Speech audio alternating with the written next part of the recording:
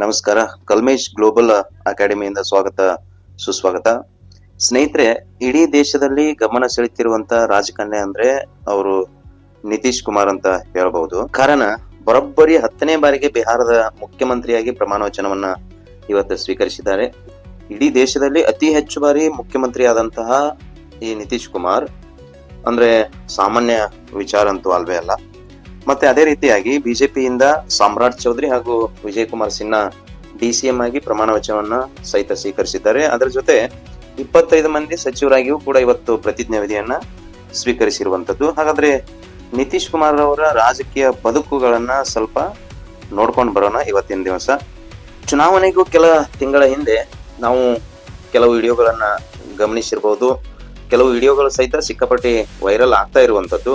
ನಿತೀಶ್ ಕುಮಾರ್ ಸಾರ್ವಜನಿಕ ಕಾರ್ಯಕ್ರಮದಲ್ಲಿ ಭಾಗಿಯಾದಂತ ಸಂದರ್ಭದಲ್ಲಿ ಒಂದು ರೀತಿಯಾದಂತ ವರ್ತನೆಯನ್ನ ಮಾಡ್ತಾ ಇದ್ರು. ಒಂದು ರೀತಿಯಲ್ಲಿ ಹಾಸ್ಯಾಸ್ಪದ ಇರ್ತಾ ಇತ್ತು. ಜನ ಟೀಕೆ ಸಹಿತ ಮಾಡ್ತಾ ಇದ್ರು. ಅವ್ರಿಗೆ ಏನೋ ಕಾಯಿಲೆ ಶುರುವಾಗಿದೆ, ಮಾನಸಿಕವಾಗಿ ತಿಳಿತ ಶುರುವಾಗಿದೆ, ವಯಸ್ಸಾಗಿದೆ ಅಂತ ಏನೇನೋ ಹಬ್ಬಿಸ್ಬಿಡ್ತಾ ಇದ್ರು. ಅಂತ ಪರಿಸ್ಥಿತಿಯಲ್ಲಿ ಕಂಬ್ಯಾಕ್ ಮಾಡಿ ಇದೀಗ ಮತ್ತೊಮ್ಮೆ ಮುಖ್ಯಮಂತ್ರಿ ಆಗಿರುವಂತದ್ದು ಏನು ಸಾಮಾನ್ಯ ಸಂಗತಿ ಏನ ಅಲ್ವೇ ಅಲ್ಲ. ಹಾಗಾದ್ರೆ ಹಿಂದಿನ ಅವ್ರ ಬದುಕು ಹೇಗೆಲ್ಲ ಇತ್ತು ಅದನ್ನ ಈಗ ನೋಡ್ತಾ ಹೋಗೋಣ. ನಿತೀಶ್ ಕುಮಾರ್ ಅವರು ಈ ಪರಿಯಾದ ಯಶಸ್ಸನ್ನ ಕಾಣಲಿಕ್ಕೆ ಬಿಹಾರದಲ್ಲಿ ಕಾರಣಗಳು ಸಾಕಷ್ಟು ಇದಾವೆ. ಈ ಬಾರಿಯಲ್ಲಿ ಎನ್ಡಿಎ ಮೈತ್ರಿಕೂಟ ಅಭೂತಪೂರ್ವವಾದಂತಹ ಗೆಲುವನ್ನ ಸಾಧಿಸಿತ್ತು. ಅದಕ್ಕೆ ಕಾರಣ ಕೂಡ ನಿತೀಶ್ ಕುಮಾರ್ ಅಂತೇಳಿ ಹೇಳ್ಬಹುದು. ಈ ನಿತೀಶ್ ಕುಮಾರ್ಗೆ ಇರುವಂತ ಪ್ಲಸ್ ಪಾಯಿಂಟ್ ಏನಪ್ಪಾ ಅಂತಂದ್ರೆ ಯಾವುದೇ ಜಾತಿ ರಾಜಕಾರಣ, ಜಂಗಲ್ ರಾಜಕಾರಣ ಅಂತ ಹೇಳಿ ಮಾಡಿದವರಲ್ಲ ಮತ್ತು ಕುಟುಂಬ ರಾಜಕಾರಣಕ್ಕೆ ಅವರು ಸುತಾರಾಮ ಒಪ್ಪಿಗೆ ಕೊಟ್ಟವರಲ್ಲ. ಅದೇ ರೀತಿ ಈ ನಿತೀಶ್ ಕುಮಾರ ಸ್ವಜನ ಪಕ್ಷಪಾತ ಮತ್ತು ಭ್ರಷ್ಟಾಚಾರ ಮತ್ತು ಲಂಚಬಾಕತನ ಇರುವಂತಹ ಆರೋಪಗಳು ಸಹಿತ ನಿತೀಶ್ ಕುಮಾರ್ಗೆ ಇನ್ನೂವರೆಗೆ ಆದ್ರೂ ಕಂಡು ಬಂದಿಲ್ಲ. ಹೀಗಾಗಿ ಇವರು ಕ್ಲೀನ್ ಹ್ಯಾಂಡ್ ಅನಿಸ್ಕೊಂಡವರು ಮತ್ತು ಯಾವುದೇ ಕಪ್ಪು ಪಟ್ಟಿ ಸಹಿತ ಇವ್ರ ಮೇಲೆ ಇಲ್ಲ. ಹೀಗಾಗಿ ಇಷ್ಟು ಬಾರಿ ಮುಖ್ಯಮಂತ್ರಿ ಆಗ್ಲಿಕ್ಕೆ ಇವರು ಕಾರಣ ಆಯ್ತು. ಆಮೇಲೆ ನಿತೀಶ್ ಕುಮಾರನ್ನ ಅಲ್ಲಿ ಇರುವಂತಹ ಜನ ಕೈ ಹಿಡಿದ್ರು ಅಂತೇಳಿ ಹೇಳ್ಬೋದು. ಆಮೇಲೆ RJD ಲಾಲೂ ಪ್ರಸಾದ್ ಯಾದವ್ ಅವರ ಮುಖ್ಯಮಂತ್ರಿ ಆದಂತ ಆ ಅವಧಿ ಲಾಲೂ ಪ್ರಸಾದ್ ಯಾದವ್ ಆ ಸಂದರ್ಭದಲ್ಲಿ ಈಗಲೂ ಕೂಡ ಒಂದಷ್ಟು ಜನ ಹೆದರ್ಕೊಳ್ಳುವಂಥದ್ದು ಅಂದ್ರೆ ಈ ಜಂಗಲ್ ರಾಜ್ ಅನ್ನುವಂಥದ್ದು ನೆನಪಿಸ್ಕೊಂಡ್ರೆ ಅಲ್ಲಿ ಇರುವಂತ ಜನ ಅಥವಾ ಅಲ್ಲಿರುವಂತ ಭ್ರಷ್ಟಾಚಾರ, ಆವಾಗ ನಡೀತಿರುವಂತ ರೌಡಿಸಮ ಇವೆಲ್ಲವೂ ಮಿತಿಮೀರಿ ಹೋಗ್ಬಿಟ್ಟಿತ್ತು. ಹಿಂಗಾಗಿ ಆ ಭಾಗದ ಜನ ಅಲರ್ಟಿ ಹುಡುಕ್ತಾ ಇದ್ರು. ಆಗ ಸಿಕ್ಕಂತವರೇ ಈಗ ನಿತೀಶ್ ಕುಮಾರ್ ಅಂತೇಳಿ ಹೇಳ್ಬೋದು. ಮತ್ತೊಂದು ಸೋಲನ್ನ ಅನುಭವಿಸುತ್ತಾ ಅಧಿಕಾರಕ್ಕೆ ಬರೋದಕ್ಕೆ ಆಗ್ತಾ ಇಲ್ಲ ಅಂತಂದ್ರೆ ಆ ಸಂದರ್ಭದ ದುರಾಡಳಿತ ಅದನ್ನ ಜನ ಈಗಲೂ ಕೂಡ ಮರೆತಿಲ್ಲ. ಆಮೇಲೆ ಎಲ್ಲವೂ ಕೂಡ NDAಗೆ ಪ್ಲಸ್ ಪಾಯಿಂಟ್ ಆಗಿದೆ ಅಂತ ನಾವು ಹೇಳ್ಬೋದು. ಹಂಗೆ ನಿತೀಶ್ ಕುಮಾರ್ಗೂ ಕೂಡ ಪ್ಲಸ್ ಪಾಯಿಂಟ್ ಆಗಿರುವಂತದ್ದು. ಹಾಗಾದ್ರೆ ಸಂಪೂರ್ಣವಾಗಿ ಬಿಹಾರನ್ನ ಬದಲಾಯಿಸಿಬಿಟ್ಟಿದ್ದಾರ ಅನ್ನುವಂತ ಉತ್ತರವನ್ನ ನಾವು ಹುಡುಕೊಂತ ಹೋದಾಗ ಅಲ್ಲಿಂದಷ್ಟು ಇಲ್ಲಿಂದಷ್ಟು ಅಭಿವೃದ್ಧಿ ಕೆಲಸ ಕೂಡ ಮಾಡಿದ್ದಾರೆ. ಆ ಪರಿಯಾದಂತ ಏನು ಅಭಿವೃದ್ಧಿ ಕೆಲಸ ಏನಿಲ್ಲ. ಯಾಕಂತಂದ್ರೆ ಬಿಹಾರದಲ್ಲಿರುವಂತ ಜನ ಈಗಲೂ ಬೇರೆ ರಾಜ್ಯದ ಕೆಲಸಗಳಿಗೆ ಅಥವಾ ಕೆಲಸಗಳನ್ನ ಹುಡುಕೊಂಡು ಹೋಗೋದು. ಆಮೇಲೆ ನಮ್ಮ ಕರ್ನಾಟಕದಲ್ಲಿ ಸಾವಿರಾರು ಜನ ಅಂದ್ರೆ ಲಕ್ಷಾನು ಜನ ಬಿಹಾರದಿಂದ ಬಂದು ಕೆಲಸವನ್ನ ಮಾಡೋದು. ಈ ಮಟ್ಟಿಗೆ ಅಲ್ಲಿ ಅನ್ಎಂಪ್ಲಾಯ್ಮೆಂಟ್ ಕಾಡ್ತಾ ಇದೆ. ಬಟ್ ಮೊದಲೆಯಿಂದ ನೋಡೋದಾದ್ರೆ ಅಲ್ಲಿ ಸ್ವಲ್ಪ ಅಂದ್ರೆ ಈ RJD ಇರುವಾಗ ಆಮೇಲೆ ಈಗ ನಿತೀಶ್ ಕುಮಾರ್ JDU ಇರುವಾಗ ಸರ್ಕಾರವನ್ನ ನಾವು ನೋಡ್ತಾ ಹೋದಾಗ ಕೆಲವು ಆರೋಪಗಳು ಕೂಡ ನಿತೀಶ್ ಕುಮಾರನ್ನ ಕಾಡ್ಲಿಲ್ಲ. ಯಾಕಂತಂದ್ರೆ ಆಗಿರುವಂತ ಭ್ರಷ್ಟಾಚಾರ, ರೌಡಿಸಮ್ ಅನ್ನೋದು ಏನಿತ್ತಲ್ಲ ಅದು ಸಂಪೂರ್ಣವಾಗಿ ಈಗ ಕಡಿಮೆ ಆಗಿದೆ. ಹೀಗಾಗಿ ಅಲ್ಲಿರುವಂತ ಜನ ಅವರಿಗೆ ಆಶೀರ್ವದಿಸಿದ್ದಾರೆ ಅಂತ ಹೇಳಿ ಹೇಳ್ಬಹುದು. ನಿತೀಶ್ ಕುಮಾರ್ ಬಗ್ಗೆ ಸ್ವಲ್ಪ ಅವ್ರ ಲೈಫ್ ಬಗ್ಗೆ ನೋಡೋದಾದ್ರೆ ತುಂಬಾ ಬಡತನದಲ್ಲಿ ಹುಟ್ಟಿರುವಂತವ್ರು, ಇಂಜಿನಿಯರಿಂಗ್ ಪದವಿಯನ್ನ ಪಡ್ಕೊಂಡಂತವ್ರು, ಆಮೇಲೆ ಸ್ವಲ್ಪ ಯಾವುದೋ ಒಂದು ಕೆಲಸದಲ್ಲಿ ಸೇರ್ಕೊಂಡು ಅಂದ್ರೆ ಸಾಮಾಜಿಕ ಜೀವನದಲ್ಲಿ ತೊಡಗಿಸಿಕೊಳ್ಬೇಕು ಅನ್ನುವಂತ ಹುಮ್ಮಸ್ಸು ಅವ್ರಿಗಿತ್ತು. ಹೀಗಾಗಿ ತುರ್ತು ಪರಿಸ್ಥಿತಿ, ಎಮರ್ಜೆನ್ಸಿ ಅಂತ ಏನ್ ಕರಿತೀವಲ್ಲ, ಆ ಟೈಮಲ್ಲಿ ಇಂದಿರಾ ಗಾಂಧಿ ಸರ್ಕಾರದ ವಿರುದ್ಧ ದೊಡ್ಡ ಮಟ್ಟಿಗೆ ಹೋರಾಟ ಕೂಡ ಇವ್ರು ಮಾಡಿದ್ರು. 1975ರಲ್ಲಿ JP ಮೂವ್ಮೆಂಟ್ ಅಂತೇಳಿ ಇತ್ತು. ಆ ಚಳವಳಿ ಸಾಕಷ್ಟು ರಾಜಕಾರಣಿಗಳು ಸಹಿತ ಭಾಗಿಯಾಗಿದ್ರು. ಅಂತದ್ರಲ್ಲಿ ನಿತೀಶ್ ಕುಮಾರ್ ಸಹಿತ ಒಬ್ರು ಭಾಗಿಯಾಗಿದ್ರು ಅಂತೇಳಿ ಹೇಳ್ಬಹುದು. ಅಲ್ಲಿ ಜೈಲಿಗೂ ಸಹಿತ ಇವರು ಹೋಗಿ ಬಂದ್ರು. 1977ರಲ್ಲಿ ಜನತಾ ಪಾರ್ಟಿ ಏನ ಸರ್ಕಾರ ರಚನೆ ಆಯ್ತಾ ಸಂದರ್ಭದಲ್ಲಿ ನಿತೀಶ್ ಕುಮಾರ್ ಅಲ್ಲಿ ಲಾಲು ಪ್ರಸಾದ್ ಯಾದವ್ ಮತ್ತು ಇನ್ನು ಮುಂತಾದವರು ಕೂಡ ಒಂದು ರಾಜಕಾರಣವನ್ನ ಮಾಡ್ಕೊಂಡ ಬಂದಂತವ್ರು ಅಂತ ಹೇಳಿ ಹೇಳ್ಬೋದು. ಇವರೆಲ್ಲರನ್ನು ಕೂಡ ಹೆಚ್ಚೆಚ್ಚು ನಾವೇನ್ ಮಾಡ್ತಾ ಇದೀವಿ ಅಂತಂದ್ರ ಭಾಷಣಕ್ಕೆ ಮತ್ತು ಸಾರ್ವಜನಿಕ ಸಭೆಗಳಿಗೆ ಕರ್ಕೊಂಡ್ ಬರ್ತಾ ಇದ್ರು ಆಗಿನ ಟೈಮ್ ನಲ್ಲಿ. ಹೀಗಾಗಿ ಕ್ರೌಡ್ ಅಂದ್ರೆ ಜನ ತುಂಬಾ ಸೇರ್ತಾ ಇದ್ರು. ಇವರನ್ನ ಜನಾಭಿಮಾನಿಗಳು ಅಂತ ಹೇಳಿ ಕರಿತಾ ಇದ್ರು ಆಗಿನ ಟೈಮ್ ನಲ್ಲಿ. ಯಾಕಂತಂದ್ರೆ ನಿತೀಶ್ ಕುಮಾರ್ಗೆ ದೊಡ್ಡ ಮಟ್ಟಿಗೆ ಜನಪ್ರಿಯತೆ ಸಿಗೋದಕ್ಕೆ ಕಾರಣ ಅವರಲ್ಲಿರುವಂತ ಜನಪ್ರಿಯತೆ ಅಥವಾ ಭಾಷಣ ಅಂತೇಳಿ ಹೇಳ್ಬಹುದು. ಆಮೇಲೆ ಸ್ಪರ್ಧೆಯನ್ನು ಸಹಿತ ಮಾಡಿದ್ರು, ಅದರಲ್ಲಿ ಸೋಲು ಕಾಣ್ತಾರೆ 1980ರಲ್ಲಿ. ಆಮೇಲೆ ಮತ್ತೆರಡು ಚುನಾವಣೆಯಲ್ಲಿ ಸೋತ್ರು.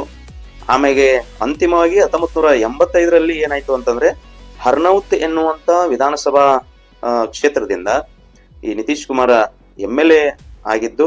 ಹೀಗಾಗಿ ಅದೇ ಲಾಸ್ಟ್ MLA ಅಂತ ಹೇಳಿ ಹೇಳ್ಬೋದು. ಆಮೇಲೆ ಅವರು MLA ಆಗ್ಲೇ ಇಲ್ಲ. MLC ಮುಖಾಂತರ ಅವರು 10 ಬಾರಿ ಮುಖ್ಯಮಂತ್ರಿ ಸ್ಥಾನವನ್ನ ಪಡ್ಕೊಂಡಿರುವಂತದ್ದು ಅಂತೇಳಿ ಈ ಸಂದರ್ಭದಲ್ಲಿ ನೆನಪಿಸ್ಕೋಬಹುದು. 1989ರಲ್ಲಿ ಲೋಕಸಭಾ ಸದಸ್ಯರಾಗಿ ಸಹಿತ ಆಯ್ಕೆ ಆದ್ರು. 1990ರಲ್ಲಿ ಯೂನಿಯನ್ ಮಿನಿಸ್ಟರ್ ಕೂಡ ಹಾಗೆ ಆಯ್ಕೆ ಆದ್ರು. 91ರಲ್ಲಿ ಮತ್ತೆ ಲೋಕಸಭಾ ಚುನಾವಣೆಯಲ್ಲಿ, 96ರಲ್ಲಿ, 98ರಲ್ಲಿ ಹೀಗೆ ಹಲವಾರು ಟೈಮಲ್ಲಿ ಯೂನಿಯನ್ ಮಿನಿಸ್ಟರ್ ಆಗ್ತಾ ಹೋದ್ರು. 99ರಲ್ಲಿ ಇವರ ಲೋಕಸಭಾ ಗೆಲುವಿನಲ್ಲಿ ಸಹಿತ ಸಾಧಿಸ್ತಾರೆ. 99ರಲ್ಲಿ ಯೂನಿಯನ್ ಮಿನಿಸ್ಟರ್ ಸಹಿತ ಮತ್ತೆ ಆಗಿರುವಂತದ್ದು. 2000 ಮಾರ್ಚ್ ನಲ್ಲಿ ಮೊಟ್ಟ ಮೊದಲ ಬಾರಿಗೆ ನಿತೀಶ್ ಕುಮಾರ್ ಮುಖ್ಯಮಂತ್ರಿ ಆಗಿ ಪ್ರಮಾಣ ವಚನವನ್ನ ಸ್ವೀಕರಿಸಿದ್ರು 2000 ಇಸ್ವಿಯಲ್ಲಿ. ಆದ್ರೆ ಆ ಸಂಖ್ಯಾಬಲವನ್ನ ನೋಡ್ತಾ ಹೋದಾಗ 2000 ಇಸ್ವಿಯಲ್ಲಿ ಅವರ ಪ್ರದರ್ಶನವನ್ನ ಮಾಡೋದ್ರಲ್ಲಿ ಅಥವಾ ಸಂಖ್ಯಾಬಲವನ್ನ ಆ ವಿಧಾನಸಭೆಯಲ್ಲಿ ತೋರಿಸೋದ್ರಲ್ಲಿ ಫೇಲ್ಯೂರ್ ಆಗ್ತಾರೆ. ಹೀಗಾಗಿ ಕೇವಲ 7 ತಿಂಗಳು ಅವರು ಪ್ರಮಾಣ ವಚನವನ್ನ ಸ್ವೀಕರಿಸಿದಾಗಿಂದ 7 ತಿಂಗಳು ಮಾತ್ರ ಅಧಿಕಾರವನ್ನ ಚಲಾಯಿಸುವಂತದ್ದು. ಅದಾದ ನಂತರ ಕೆಲವೊಂದ ಮೇಲೆ ಲೋಕಸಭೆಗೆ ಮತ್ತೆ ಮರಳಿದ್ರು. ಆ ಟೈಮಲ್ಲಿ ಮತ್ತೆ 2005 ನವೆಂಬರ್ 24ರಿಂದ 2014 ಮೇ 20ರವರೆಗೆ ಅಂದ್ರೆ 8.5 ತಿಂಗಳ ಅಧಿಕಾರವನ್ನ ಮಾಡಿದ್ರು. ಆ ಸಂದರ್ಭದಲ್ಲಿ 2010 ನವೆಂಬರ್ 26 ಮತ್ತು ಅಲ್ಲಿಂದ 2014 ಮೇ 19 ಅಂದ್ರೆ 3.5 ವರ್ಷ ಅಧಿಕಾರವನ್ನ ನಡೆಸಿದ್ರು. ಆಮೇಲೆ ಮತ್ತೆ ಏನಾಯ್ತು, MLC ಆಗಿ ಇವರು ಪ್ರಮಾಣ ವಚನವನ್ನು ಸ್ವೀಕರಿಸ್ತಾ ಬಂದ್ರು. 2015 ಫೆಬ್ರವರಿ 2ರಿಂದ ಹಿಡ್ಕೊಂಡು 2015 ನವೆಂಬರ್ 19 ತನಕ ಇವರು ಆಡಳಿತ ಮಾಡಿದ್ರು. ಯಾಕಂತಂದ್ರೆ ಕೇವಲ 9 ತಿಂಗಳ ಇವರು ಆಡಳಿತವನ್ನ ಮಾಡಿರುವಂತದ್ದು. ಸಂಖ್ಯಾಬಲವನ್ನ ಕಳೆದುಕೊಂಡಿದ್ದರಿಂದ ಮುಖ್ಯಮಂತ್ರಿ ಸ್ಥಾನಕ್ಕೆ ರಾಜೀನಾಮೆ ಕೊಟ್ರು. ಆಮೇಲೆ 2015ರಿಂದ ನವೆಂಬರ್ 20ರಿಂದ 2017 ಜುಲೈ 26 ತನಕ ಇವರು ಅಧಿಕಾರವನ್ನ ಮತ್ತೆ ಸ್ವೀಕರಿಸಿದ್ರು. 3.5 ವರ್ಷ ಅಂತೇಳಿ ಹೇಳ್ಬೋದು ಆಗಿನ ಸಂದರ್ಭದಲ್ಲಿ. ಆಮೇಲೆ 9 ತಿಂಗಳಾಯ್ತು, ಆಮೇಲೆ 1.5 ವರ್ಷ ಆಯ್ತು. ಆಮೇಲೆ ಯಾವಾಗ ಅಂತಂದ್ರೆ 2017 ಜುಲೈ 27 ಹಿಡ್ಕೊಂಡು 2020 ನವೆಂಬರ್ 12ರವರೆಗೆ 3 ವರ್ಷ ಮತ್ತೆ ಅಧಿಕಾರವನ್ನ ಸ್ವೀಕರಿಸಿದ್ರು. ಆಮೇಲೆ ಏನಾಯ್ತು ಅಂತಂದ್ರೆ 2020 ನವೆಂಬರ್ 16 ಹಿಡ್ಕೊಂಡು 2022 ಆಗಸ್ಟ್ 9ರವರೆಗೆ 1.5 ವರ್ಷ ಇವರ ಆಡಳಿತವನ್ನ ಮಾಡಿದ್ರು. 7ನೇ ಬಾರಿ ಮುಖ್ಯಮಂತ್ರಿ ಆದ್ರು ಆ ಟೈಮಲ್ಲಿ, ಆ ಸಂದರ್ಭದಲ್ಲಿ. ಇನ್ನು 8ನೇ ಬಾರಿ ಆದಾಗ 2022 ಆಗಸ್ಟ್ 10ರಿಂದ ಹಿಡ್ಕೊಂಡು 24 ಜನವರಿ 28 ತನಕ 17 ತಿಂಗಳು ಇವರು ಆಡಳಿತವನ್ನ ಮಾಡಿದ್ರು. RJD ಜೊತೆ ಸೇರ್ಕೊಂಡು ಅಲ್ಲಿ ನಿತೀಶ್ ಕುಮಾರ್ ಮುಖ್ಯಮಂತ್ರಿಯಾಗಿ. ಆಮೇಲೆ ಯಾರು ಅಂತಂದ್ರೆ ಈ ಲಾಲು ಪ್ರಸಾದ್ ಯಾದವ್ ಮಗ ತೇಜಸ್ವಿ ಯಾದವ್ ಏನಿದಾರಲ್ಲ, ಅವರು ಉಪಮುಖ್ಯಮಂತ್ರಿಯಾಗಿ ಕಾರ್ಯವನ್ನ ನಿರ್ವಹಿಸಿದ್ರು. ಆ ಉಪಮುಖ್ಯಮಂತ್ರಿಯ ಮೇಲೆ ಭ್ರಷ್ಟಾಚಾರ ಆರೋಪ ಕಂಡು ಬಂದಿದ್ದಕ್ಕೆ ಮತ್ತೆ NDAಯನ್ನ ಇವರು ಸೇರ್ಕೊಂಡ್ರು ಅಂತೇಳಿ ಹೇಳ್ಬೋದು. ಕೇವಲ 17 ತಿಂಗಳು ಇವರು ಆಡಳಿತ ನಡೆಸಿರುವಂತದ್ದು. ಆಮೇಲೆ 9ನೇ ಬಾರಿ ಮುಖ್ಯಮಂತ್ರಿ ಆಗಿರುವಾಗ 2024 ಜನವರಿ 28ರಿಂದ ಹಿಡ್ಕೊಂಡು 2025 ನವೆಂಬರ್ 19ರವರೆಗೆ ಇವರು ಅಧಿಕಾರವನ್ನ ಮಾಡಿದ್ರು. ಕೇವಲ 22 ತಿಂಗಳು. ಈ ಲಾಲು ಪ್ರಸಾದ್ ಯಾದವ್ ಮೈತ್ರಿಯನ್ನ ಕಡಿದುಕೊಂಡ ಮೇಲೆ 22 ತಿಂಗಳು NDA ಜೊತೆ ಮೈತ್ರಿಯನ್ನ ಮಾಡಿಕೊಂಡು ಆಡಳಿತವನ್ನ ನಡೆಸಿದ್ರು. ಈಗ 10ನೇ ಬಾರಿ ಮುಖ್ಯಮಂತ್ರಿಯಾಗಿ ಇವರು ಪ್ರಮಾಣ ವಚನವನ್ನ ಸ್ವೀಕರಿಸಿದ್ದಾರೆ ನವೆಂಬರ್ 20 ಇವತ್ತಿನ ಹಿಡ್ಕೊಂಡು. 4 ಬಾರಿ ಆ ಕಡೆ ಈ ಕಡೆ ಹೋಗಿ ಅಧಿಕಾರಕ್ಕೋಸ್ಕರ ತಮ್ಮ ಸಿದ್ಧಾಂತವನ್ನ ಮರೆತು ಕೆಲವು ಆರೋಪಗಳನ್ನ ಸಹಿತ ಇವರು ಫೇಸ್ ಮಾಡ್ಬೇಕಾಯ್ತು ಆ ಸಂದರ್ಭದಲ್ಲಿ. ಆಮೇಲೆ ಈಗ ಹೇಳ್ತಾ ಇದ್ದಾರೆ NDA ಜೊತೆ ನಾನು ಇರ್ತೀನಿ, ಮೈತ್ರಿಯಲ್ಲೇ ಇರ್ತೀನಿ, ನಾನು ಎಲ್ಲೂ ಹೋಗಲ್ಲ, ಆ ಕಡೆ ಈ ಕಡೆ ಎಲ್ಲೂ ಹೋಗಲ್ಲ ಅಂತ ಹೇಳಿ ಈಗ ಪ್ರಮಾಣ ವಚನವನ್ನ ಸ್ವೀಕರಿಸಿದ್ದಾರೆ. ಅದರಲ್ಲೂ ಕೂಡ NDA ತುಂಬಾ ಬಹುಮತ ಬಂದಿರುವಂತದ್ದು. ಇವರಿಗೆ ಎಲ್ಲೂ ಜಂಪಿಂಗ್ ಸ್ಟಾರ್ ಅಂತ ಹೇಳಿ ಕರೆಸ್ಕೊಳ್ಳುವಂತ ಒಬ್ಬ ವ್ಯಕ್ತಿ. ಇವಾಗ ಅವರಿಗೆ ಎಲ್ಲಿಯೂ ಹೋಗಲಾರದಂತ ಸಂದರ್ಭ ಈಗ ಒದಗಿ ಬಂದಿರುವಂತದ್ದು. ವಿಧಾನ ಪರಿಷತ್ ಸದಸ್ಯರಾಗಿ ಆಯ್ಕೆಯಾಗಿ ಬರ್ತಾ ಇದ್ದಾರೆ. ಆಮೇಲೆ ಇವರು ಮುಖ್ಯಮಂತ್ರಿಯಾಗಿ ಕಾರ್ಯವನ್ನ ನಿರ್ವಹಿಸ್ತಾ ಇದ್ದಾರೆ. ಅದೇ ರೀತಿ ಕೂಡ ಬಿಹಾರ ರಾಜ್ಯದಲ್ಲಿ ಇವರ ಹಾದಿ ಸುಗಮವಾಗ್ಲಿ, ಅಲ್ಲಿರುವಂತ ಜನ ಅವಕಾಶ ನೀಡಿದ್ದಾರೆ, ಅವರಿಗೆ ಒಳ್ಳೆಯದನ್ನ ಮಾಡ್ಲಿ ಅಂತ ಹೇಳಿ ಎಲ್ರು ಹರ್ಸೋಣ.